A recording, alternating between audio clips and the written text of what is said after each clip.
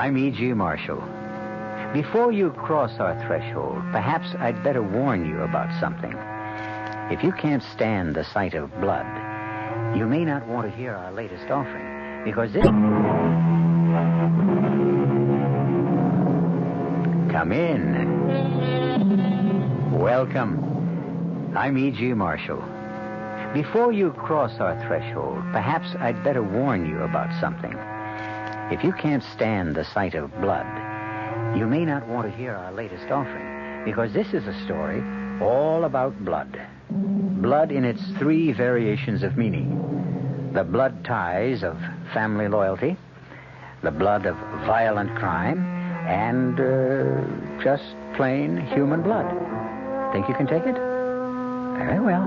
Then please come in, pick out a comfortable chair, and try not to be too squeamish. Our mystery drama, Thicker Than Water, was written especially for the Mystery Theater by Henry Slessor and stars J. Gregory. It is sponsored in part by Buick Motor Division and Anheuser-Busch Incorporated, brewers of Budweiser. I'll be back shortly with Act One. Excuse me, sir, but do you know what happens this time of year? Right on, pal. I happen to know that right about now a freak blizzard falls on Dumont, New Jersey, and they're snowed in for the rest of the summer. Happens every year. Nope. You see, what happens this time of year is that you can get a particularly good deal on what is perhaps the most luxurious mid-size car on the market, the mid-size Buick Century Regal. Well, what good's a car when you're hopelessly snowed in? Well, that's a point. Hey, Mom, what's for dinner? Hey, Mom, what you got? What's for dinner? Your ShopRite supermarket suggests choice beef first-cut chuck steaks, just 59 cents a pound this week. Save 2 on smoked ham, shank portion 69 cents a pound, butt portion 79 a pound. For a quick meal, try Swanson's Frozen Hungry Man dinners, just 99 cents each. For dessert, ShopRite's produce department is featuring fresh honeydew melons, 79 cents each. They're great topped with ice cream. There's lots more for a little less at your ShopRite, so stop in soon. She loves the family. She wants the best. She does all that she can do. She lets ShopRite do the rest. Hey, Ma, what's for dinner? ShopRite has the answer.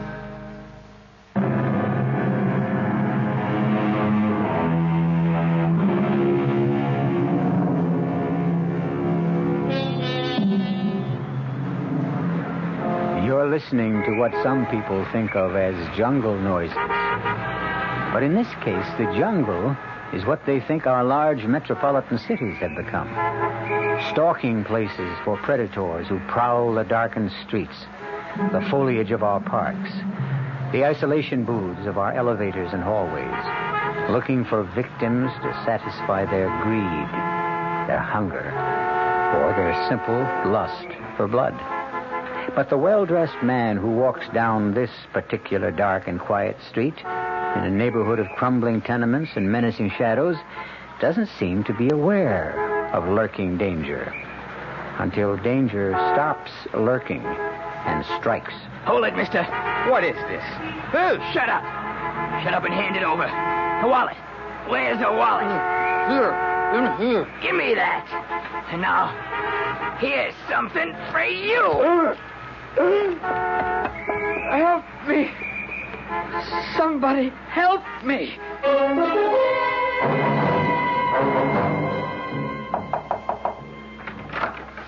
May I come in, boss? Yes, come on in, Olga. Thanks. I didn't bring you any flowers, but from the looks of this room, you didn't need any. I wish somebody would get them out of here. Place looks like a funeral home. Well, is it all right to ask how you feel? Go ahead and try. How do you feel? Don't ask. Oh, I knew I'd fall for that old gag. No, seriously, Nick, how are you? You certainly look like your old self. Yes, I'm my old self, Olga. With something extra. An 8-inch gash in my side. Oh. Fortunately, it wasn't very deep. They keep telling me I'll heal nicely. Whatever nicely means. Oh, you poor man. Why did this have to happen to you? Why not? People get mugged in nicer parts of town than the place I was at. I guess the police were right. About what? They asked me why I was dumb enough to be walking around that neighborhood like a fat cat at 11:30 at night. They say I was just begging for it. Well, why were you there? I told you. I had an appointment with Roy Otis. Talked to him about the Parsons case. I thought I could get him to drop the charges if I went to his home personally and reasoned with him. Funny thing is, I succeeded. I was feeling so pleased with myself that I didn't think about what I was doing. So you walked right into the arms of the mugger. I don't know what I'm going to do with you, boss. I suppose you've seen the morning paper. No, I haven't. Story in it? Of course, the story's in it. And guess what they say? I can imagine. Legal defender of muggers gets mugged. I'm sure they got a big kick out of that. Headline writers dig irony. Well, they don't actually call you a defender of muggers, but you are sort of number one in the field, aren't you? Roy Otis, that Wilson boy, the Fredericks case. I never meant to specialize. And I can tell you one thing. It'll be a long time before I go to court to defend some knife-wielding punk. I knew you'd feel that way. Can you blame me? No, I guess I can't, but that isn't going to satisfy Mr. Bleecker. Who? Well, don't you remember all those phone messages I've been giving you for days from Mr. Arnold Bleecker? Yes, I remember the name. I told you to tell the guy that I'm hardly in any position to take on a new case. Well, from what you said about your condition, you will be going back to work soon, right? Yeah, I'll be back at the old desk in a week, I guess. Well, that's what I told Mr. Bleecker. Olga, will you please explain that funny look on your face? It's because Mr. Bleecker wants you to defend his son. He's desperate to have you defend him. What's his son charged with? Mugging, of course. What else?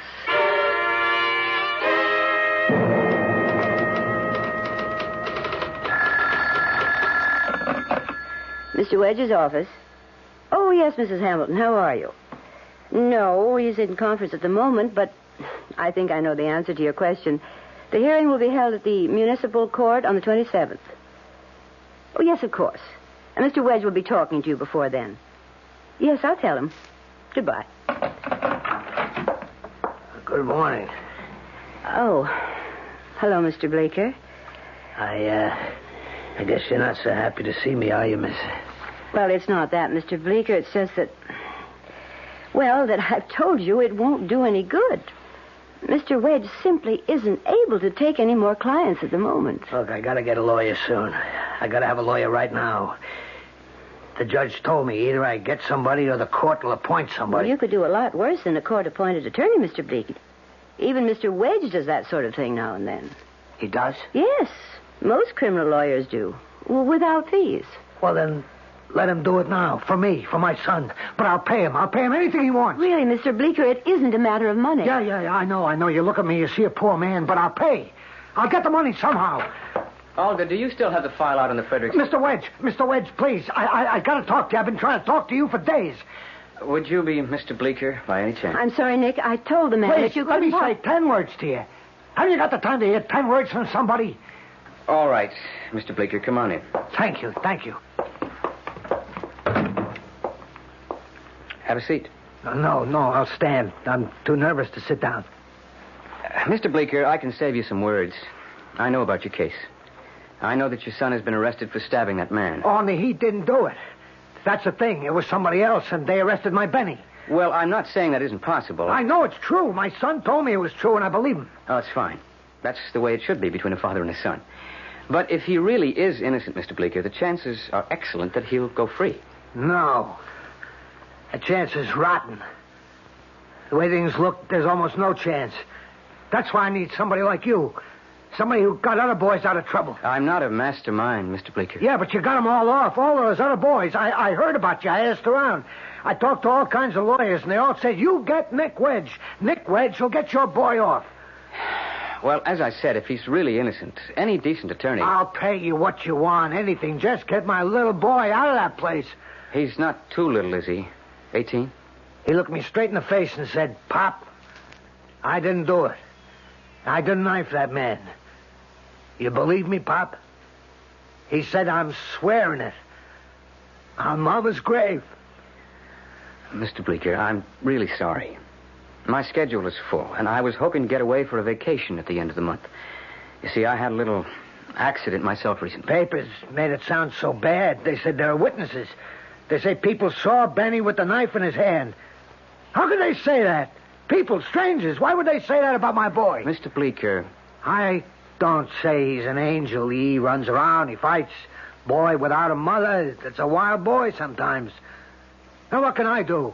I got a 24-hour business. I drive a fuel truck. I'll sell it, Mr. Wedge. You can have whatever I get for the truck. Mr. Bleeker, listen to me. After you started coming here, I looked into the case as much as I could. I can tell you this much. It's not going to be easy to prove innocence. Maybe impossible. But it is a first offense. And with a charge of armed robbery, well, the court might be lenient. So you looked into the case, huh? You didn't look far enough, Mr. Wedge. You didn't keep up. What do you mean? The man who was stabbed, he died last night.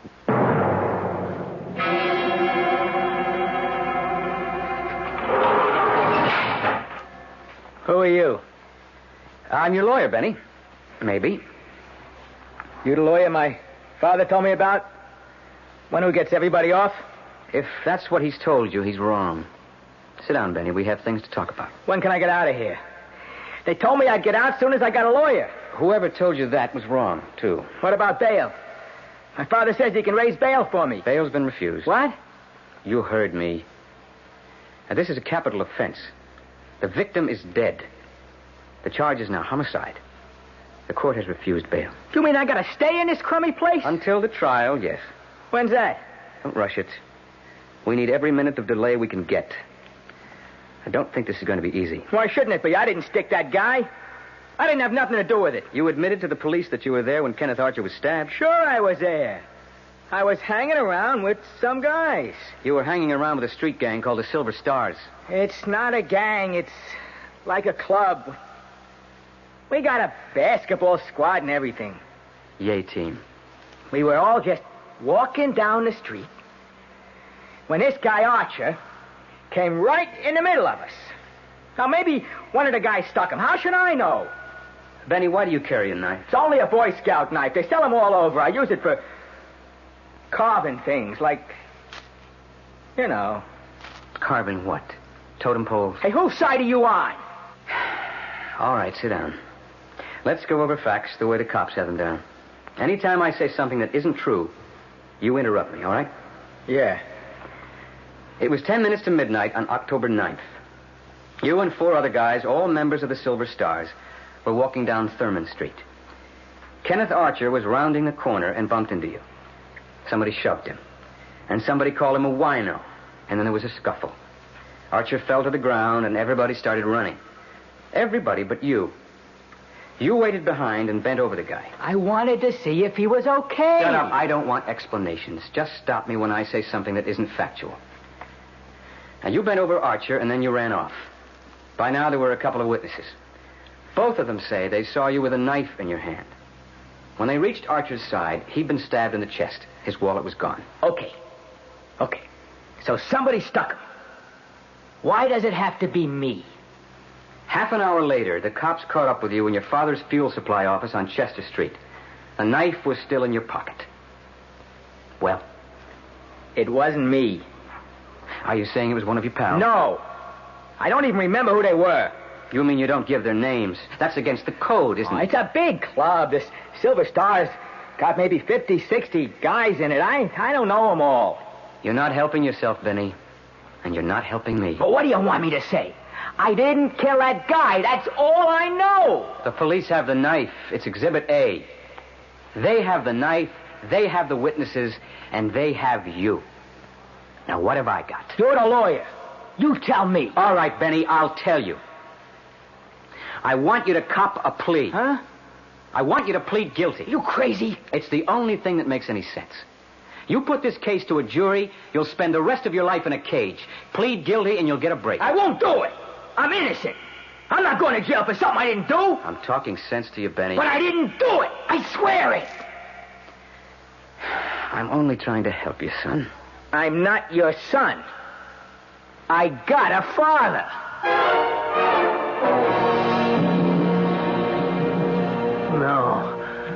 No, Mr. Wedge, don't say that. You can't give up. You've got to help my boy. Oh, that's what I'm trying to do. I know how you feel about kids like Benny. I know what happened to you. Well, that has nothing to do with it. If your son won't take my advice... But if he takes your advice, if he pleads guilty to second-degree murder, he'll go to jail for sure, right? Yes, he'll go to jail. For something he didn't do. Mr. Bleecker, I know you're his father, but that doesn't give you the right to ignore the facts. Look, a father's faith is a wonderful thing, but it's not a defense. Yeah. You're right. I don't know what I'm talking about. I better go. Mr. Bleecker. Yeah? All right. It's the dumbest decision I ever made, but we'll plead not guilty and then wait for a miracle.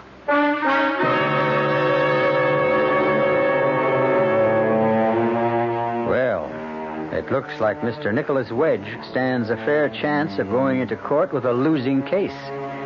They say that preparation is 9/10 of the battle for an attorney.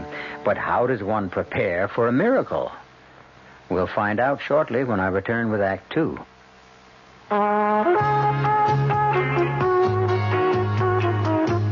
At Suburban Savings in northern New Jersey, you're always the tops. So to help you reach the top, Suburban is offering you a top 7.90% effective annual yield on their 7.50% savings certificates. And Suburban guarantees it from 4 to 10 years. Just a $2,500 minimum is all you need to get your savings straight to the top. Federal regulations allow premature withdrawals on savings certificates, provided prescribed federal penalties are adhered to. Of course, Suburban also has other ways to top off your day with a wide selection of other savings plans to choose from. Your savings will always come out on top because we offer you the highest interest rates allowed by law. Come into any Suburban Savings office conveniently located in Bayonne, Edgewater, Elmwood Park, Emerson, Hackettstown, Morris Plains, Nutley, Paramus, Sparta, and Wayne, and choose the right savings plan for you. This is WOR New York, your Mystery Theater station.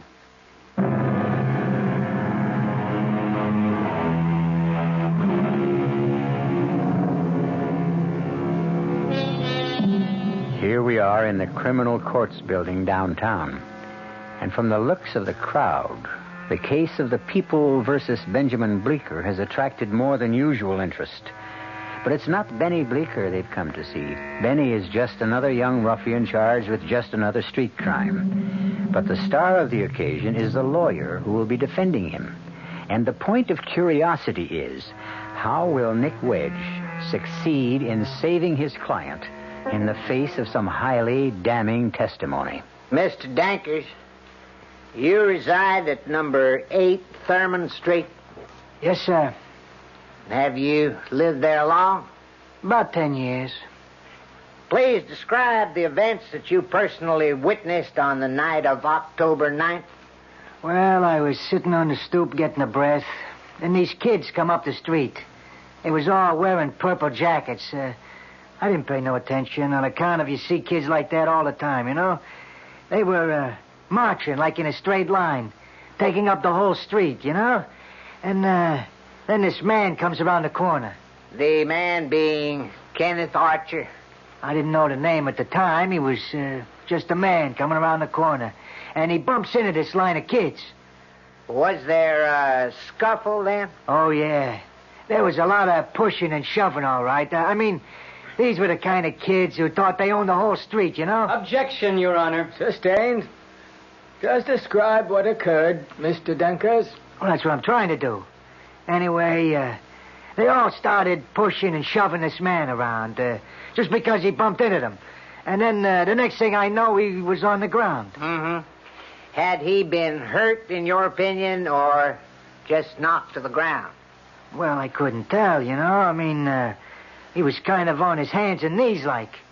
And what happened to the young man who knocked him down? Well, they all ran off, you know. I mean, kind of laughing and yelling stuff. All of them? Yeah. All 5 of them run off.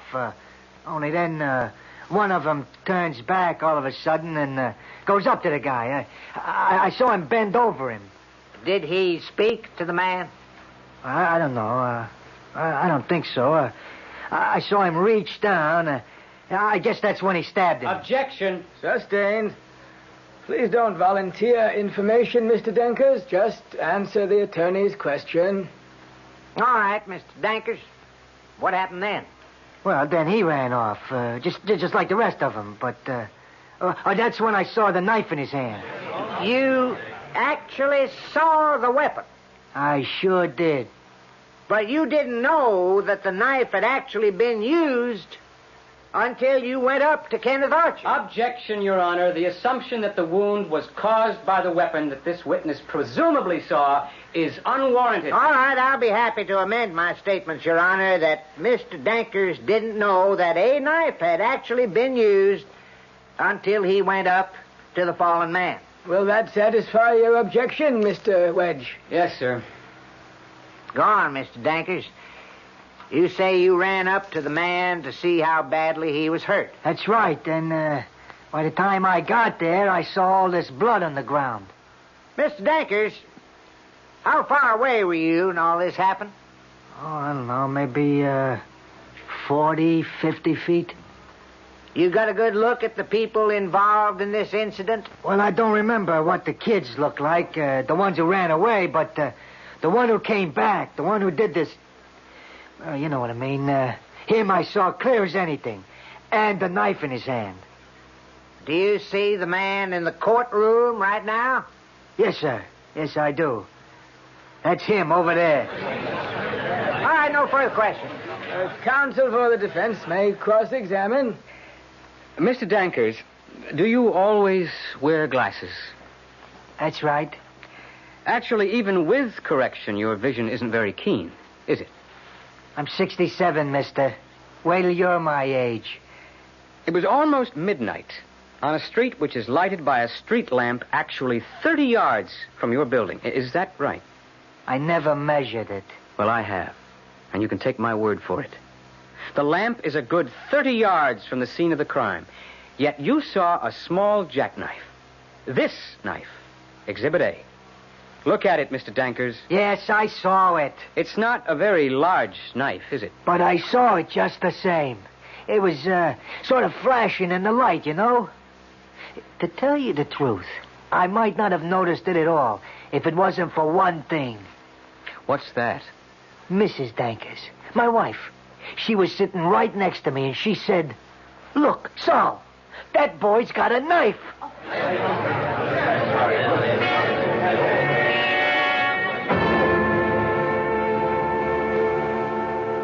All right, Benny. Let me get this straight. You claim that you don't remember the names of the other boys who were with you that night, That's right, Mr. Wickers. even though they were members of your own gang. Pardon me, your own social club. I just met him.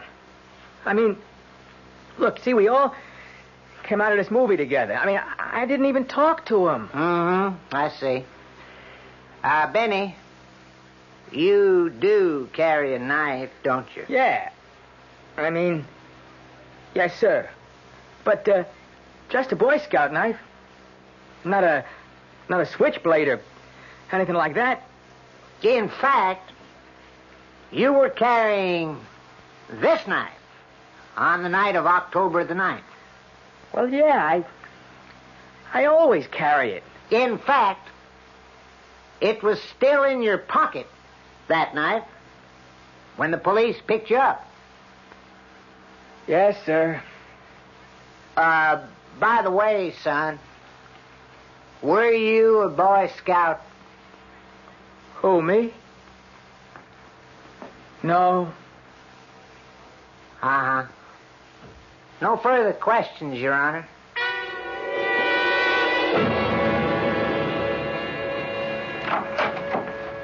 Nick, would you like a coffee now?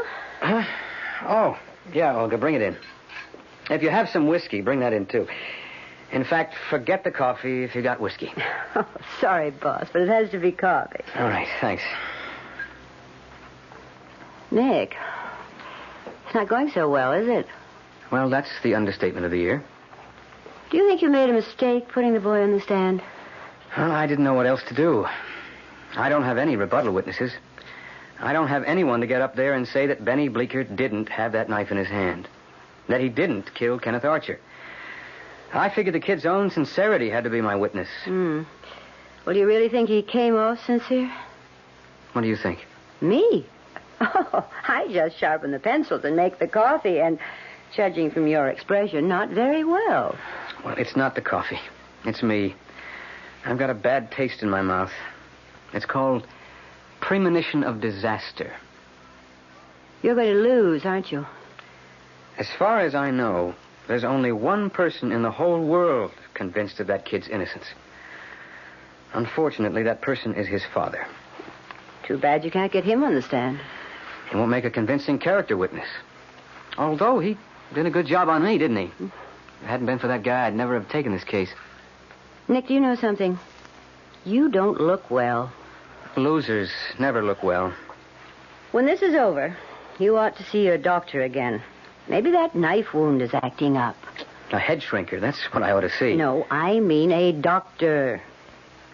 You know something? It's a thought. Maybe I ought to see Doc Haggerty. Who's he? Well, you remember Haggerty on the Hofstra case, 1969? Oh, well, he's not the kind of doctor I mean. He's a sort of biochemist, isn't he? That's right. He's got an office at Dugan Hospital. Olga, I'm going out. If anybody wants me, I'll be back around 4. You mean you're going to see him now? Yes. To find out if he's got any good medicine.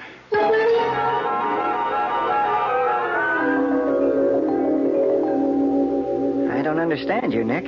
You say the police have already examined the boy's knife for bloodstains using the standard benzodine test. That's right. It didn't show any. But that didn't mean anything. They claimed that naturally Benny would wipe the knife clean. Well, that stands to reason. But you told me once that there was a more sensitive test for bloodstains, remember? Yes, there's another test.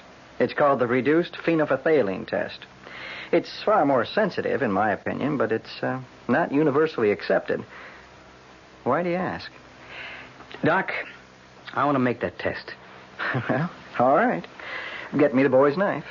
I can't do that. It's court property. Exhibit A for the prosecution. But could you demonstrate the test for me with another knife? One just like it. I suppose so. If you have one like it. I do, right here. I picked this up on the way over. It's identical to the knife Benjamin Bleeker carried. Pretty cheap, too. $1.98. Well, the cheaper the better. Why do you say that? I'll show you. First, I'll mix up some of the reduced phenolphthalein solution. Then, when it's done, we'll dip the knife blade into some whole blood, wipe off every trace, and dip it into the solution. And even after it's wiped, a stain might appear? Well, that's what I meant by a cheap knife being better. In a cheap knife, the blade is porous, so it retains microscopic quantities of blood. Even after it's wiped off. Well, let's see what happens, huh?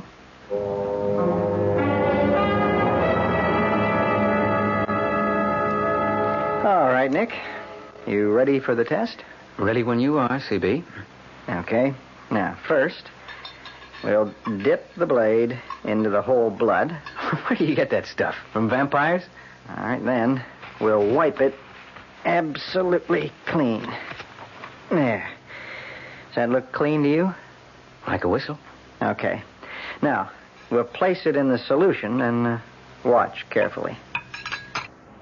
Hey, stuff's changing color, turning pink. Well, you see what I mean? What appeared to be a perfectly clean blade isn't clean at all. The blood tells the story. That's really amazing, Doc. In fact, the bloodstains might have been there years ago, and this test would still show them up. So if I took the kid's knife, put it into the solution, and it turned pink... You'd be one lousy lawyer, Nick. You'd be sending your client to prison. Yeah, maybe. And maybe unfairly, too, because, you see, the test doesn't prove whose blood is on the knife. Even if your client just cut his own finger once, it'd work just the same. He'll look just as guilty. All right. That's something I can straighten out with him. Right now.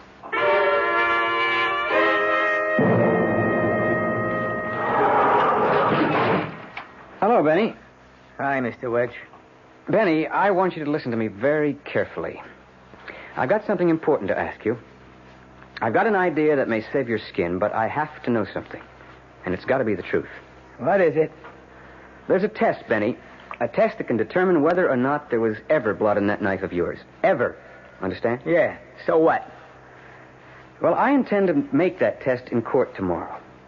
If it's negative, the jury will know that you didn't kill Kenneth Archer. Oh, I don't understand that kind of stuff. I'm not asking you to understand. If you stab that man, a jug full of chemical is going to turn pink, and you can kiss your freedom goodbye. But there's something else. If you ever cut anybody with that knife, even yourself, that chemical will turn pink. So I want you to tell me now, was there ever blood on that knife? Hey, you're trying to trick me? Answer the question. I told you I didn't cut that guy. Benny. No, it was brand new. I never cut nothing with it. Are you sure? Absolutely sure. Not even your own finger. No. You can fool me, kid, but you can't fool a test tube. I'm telling you the truth. All right, Benny. We'll see how true it is. We'll give that knife a bath tomorrow. And God help us both if you lied to me. Well, it looks like Nicholas Wedge is facing a real test in that courtroom tomorrow. He'll be putting his own convictions on the line in order to avoid conviction for his client. Personally, I plan to attend that court session, and you will too, simply by staying right where you are, until I return shortly with Act 3. When you say Budweiser, when you say Bud, you say a lot of things nobody else can say. When you say Bud, you've gone as far as you can go to get the very best. When you say Budweiser, you tell the world you know what makes it all the way. When you say Bud, you say you care enough to only want the queen of beers. There is no other one. There's only something left. Because the king of beer is beating all the rest. When you say Budweiser, you said it all. Anheuser-Busch, St. Louis.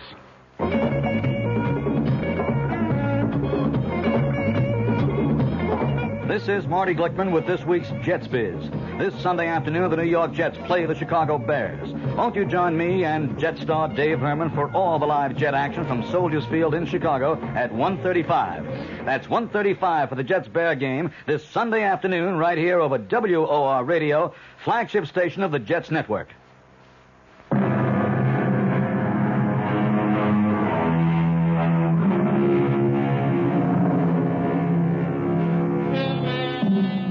Once again, the trial of Benjamin Bleecker is a well-attended affair.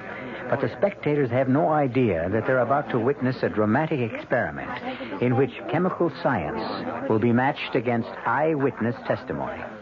But let's quiet the courtroom now because the judge has something to say. Mr. Wickers, is the prosecution prepared to make its summary? Yes, Your Honor. Your Honor. Yes, Mr. Wedge? Your Honor, something has occurred which I consider of paramount importance to this case. I ask the court's permission to introduce new evidence for the defense. Objection.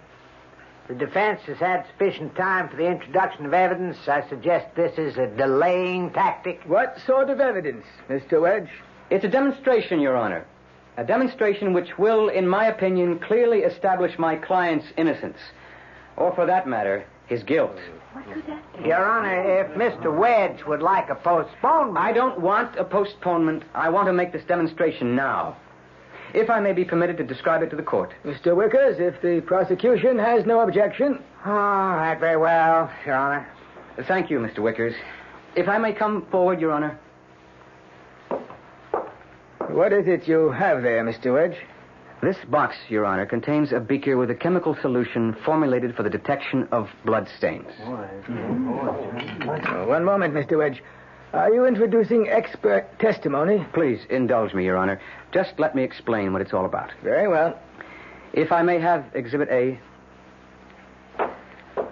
Thank you. Ladies and gentlemen, you've seen this exhibit many times in the course of this trial. The knife which presumably killed Kenneth Archer. The knife which was in the possession of Benjamin Bleecker on the night of the slaying. Now, when someone is killed with a knife, what happens to that weapon? Invariably, it becomes covered with blood. And yet, during this entire trial, not one mention has been made of that word. Well, I mention it now. Blood. Look carefully at this weapon. I'm sure you all know that it has never left the court's possession since my client was arrested. Now look at this blade. See how clean and shiny it is? That's not surprising. The knife is new, purchased only a few weeks ago. But what may surprise you is that this clean, shiny blade can still tell a story of guilt or innocence. For as every chemist knows, there is a virtually infallible test which can determine whether an object of such porous metal has ever touched even one drop of blood. Your Honor, I intend to prove once and for all whether I have been defending a young man falsely accused or a lying murderer. I intend to dip the blade of this knife in a solution of reduced phenolphthalein, the most sensitive of all blood detection chemicals. One moment, Mr. Wedge. Yes, Mr. Wickers. You say that this beaker contains what? Well, I'll try to pronounce it a second time, Mr. Wickers, although the first was tough enough. Reduced phenolphthalein. And how can we be certain that it contains this solution? Could be lemonade, as far as we know. I have a statement here from Dr. Harold Haggerty of the Dugan Hospital, testifying as to the contents. One moment, please. If you plan to produce expert testimony, why isn't that expert here to testify? I don't plan to call a witness, Mr. Wickers. I plan only to make this test.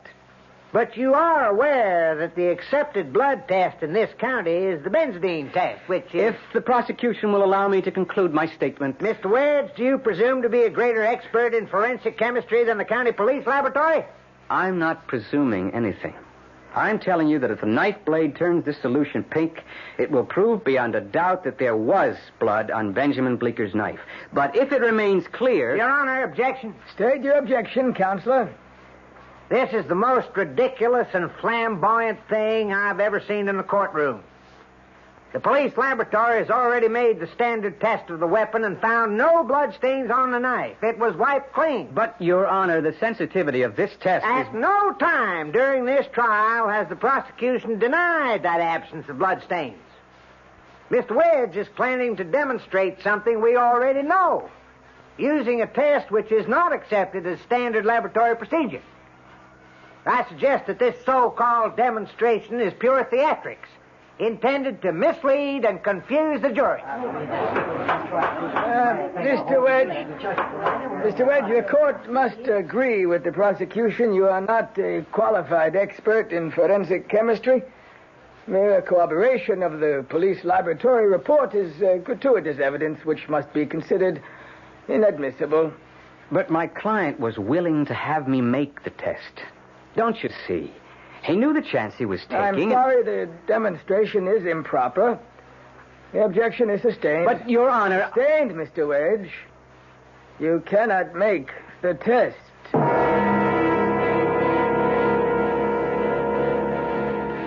Ladies and gentlemen of the jury, I believe that Benjamin Bleecker is innocent. I believe this because of a test which I was not permitted to make. This boy knew that the results of this test might have condemned him to life in prison. And yet, Benjamin Bleecker told me to proceed.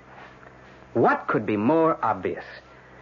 That no guilty person would have done so.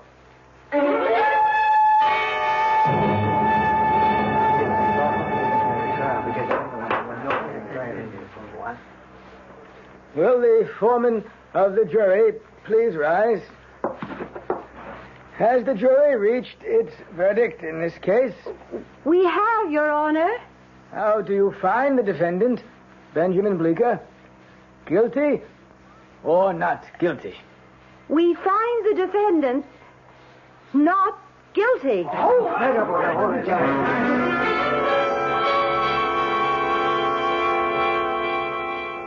bless you, Mr. Wedge. God bless you for what you did out there. Yeah. You really did a job on him, Mr. Wedge. Gee, thanks a lot. I didn't ask you in here to congratulate me.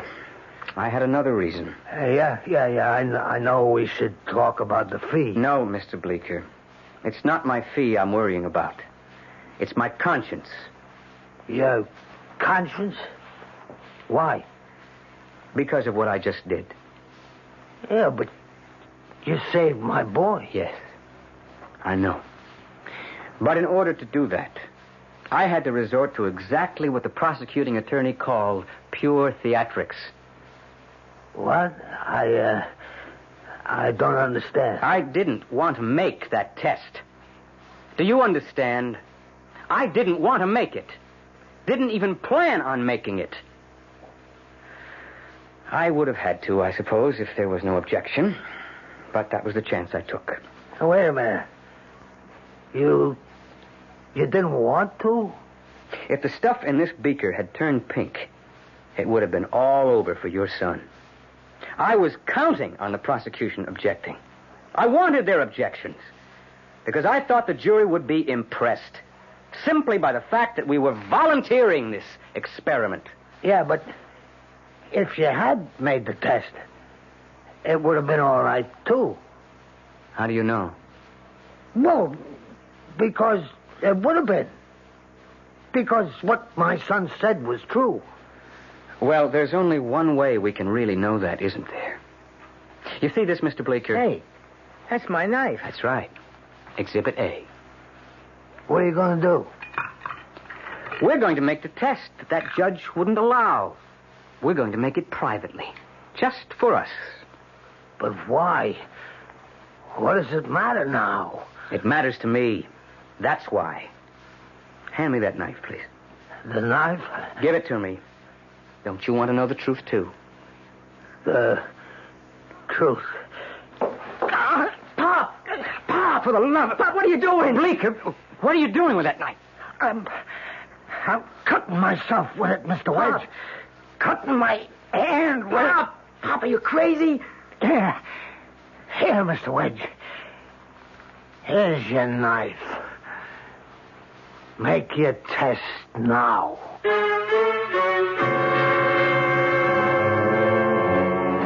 Well, that's what I would call a bloody good demonstration of fatherly affection. Maybe Nicholas Wedge will never know whether his client was guilty or innocent, but he'll never forget that he's seen vivid proof that blood is, indeed, thicker than water. I'll be back shortly. Pardon me, miss.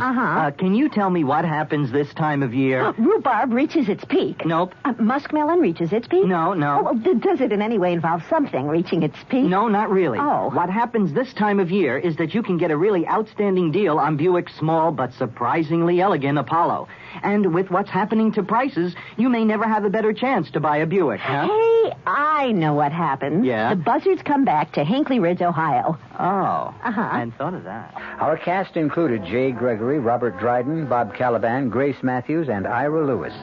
The entire production was under the direction of Hyman Brown. Radio Mystery Theater was sponsored in part by Anheuser-Busch Incorporated, Brewers of Budweiser, and Buick Motor Division.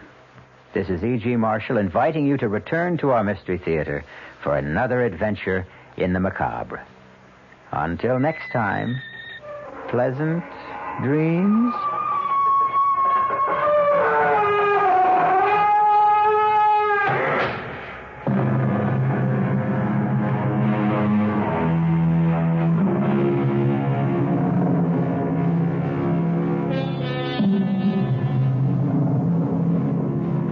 The WR Mystery Theater has been brought to you by ShopRite Supermarkets, where you get a lot more for a little less.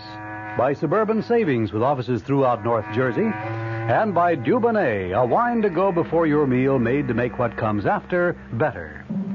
The preceding Mystery Theater program is furnished by the CBS Radio Network.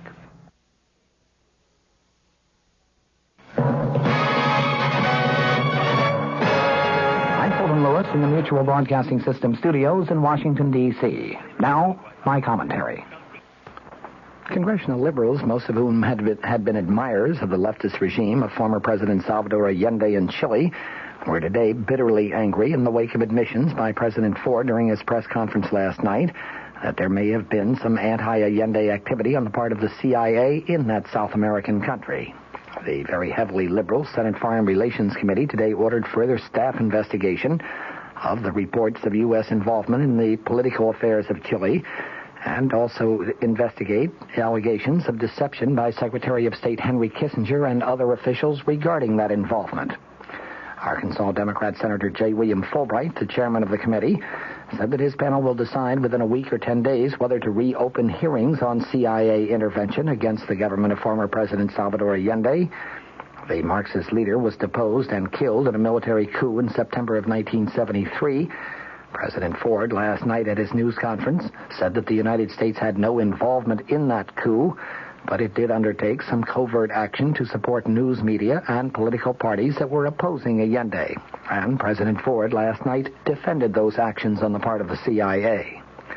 Chairman Fulbright said the committee members were outraged by the leak of a confidential memo recommending perjury and contempt investigations against former CIA Director Richard Helms and State Department officials on the basis of prior testimony before congressional committees. That memo was prepared by Jerome Levinson, the counsel of the Foreign Relations Subcommittee on Multinational Corporations, headed by Idaho Democrat Senator Frank Church. Fulbright said the memo was intended to be a working paper and did not represent any committee members' conclusions. Senator Church said that the Levinson memo was set aside by the full committee in a closed meeting this morning in favor of an investigation by the full committee staff under the direction of the panel's chief counsel, Pat Holt. Commenting before the meeting, Church said our policy in Chile was unsavory and unprincipled. He added, it cannot possibly be justified unless we've taken the view that our methods and objectives in the world are the same as those of the Soviet Union. Arkansas Democrat J. William Fulbright said, I don't approve of our intervention in other people's elections, but it has been a long and continued practice. The senator spoke to reporters before the closed meeting of the Foreign Relations Committee. It will be discussing further the staff memorandum recommending perjury and contempt investigations against several present and former government officials regarding their prior testimony on the U.S. involvement in Chilean politics from 1969 to 1973. President Ford now has before him a proposal to reorganize the National Security Council and strip Secretary of State Kissinger of his White House role as Assistant for National Security Affairs. The president's reaction to the recommendation, which has been drafted by his transition team, is not yet known, but it is understood that no firm decisions have yet been made. The aim would be to revitalize the National Security Council as a broader-based presidential advisory body in the area of foreign policy and national security.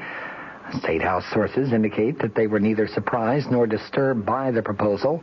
Some expressed the view that the National Security Council had been going downhill since Kissinger moved from the White House to the State Department a year ago. When he made that move, he took many top Security Council people with him. For more than 5 years, Kissinger has dominated the council as its operating head in his role as presidential assistant. Ford is chairman of the top-level panel today. When Kissinger became Secretary of State, former President Nixon kept him on as chief of the National Security Council staff.